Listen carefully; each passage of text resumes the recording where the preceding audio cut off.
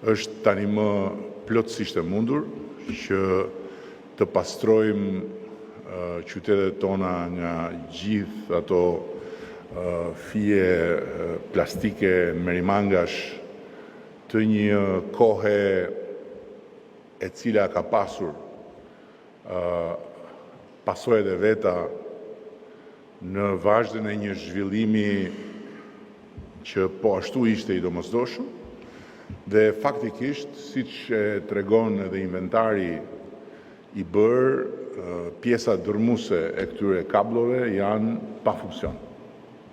Janë pa funksion, por qëndrojnë aty tërësisht si një shenjë e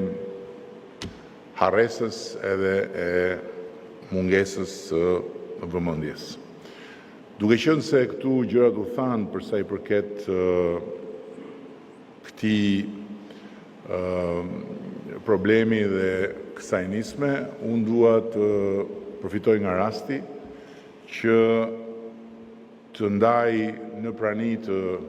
kryetarëve dhe kryetarëve të bashkive edhe një tjetër nisëm të një përmase shumë të madhe dhe të shtrirë në një sër drejtimesh me natyrë strategjike për komunitetet e vendit, të cilën do ta lançojmë publikisht në një konferencë të pushtetit vendor në 10 ditëshin e parë të korrikut. Bëhet fjalë për programin e ri kombëtar të rilinjes urbane 2.0, një program i cili po përgatitet nga institucionet dhe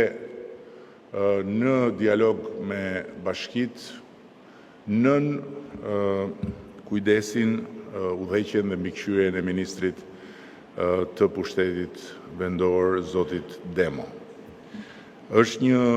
program i cili synon të adresojë disa element të cilët tani më i ka ardhur koha të marrin një drejtim shterrues. Spari të adresojë të gjitha pjesët e mbetura të sistemit të mbetura të pa investuara, dhe janë disa pjesë të cilat ndryshe nga çfarë hidhet e spërdridhet në diskursin e përditshëm negativ, janë në fakt më pak, shumë më pak se sa pjesë të investuara të sistemit të ujësjelljes kanalizimeve.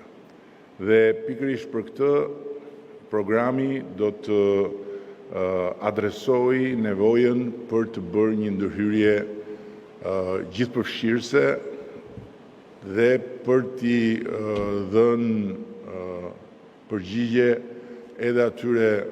nevojave të mbetura të pa adresuara nga segmentet akoma të munguara të rrjetit përgjithshëm të ujësjelljes kanalizimeve. Së dyti, do të adresojmë nevojën për të çuar në një nivel tjetër transportin urban dhe ndërurban, duke nisur nga transporti domosdoshëm dhe faktikisht hallka më e dobët e sistemit tonë të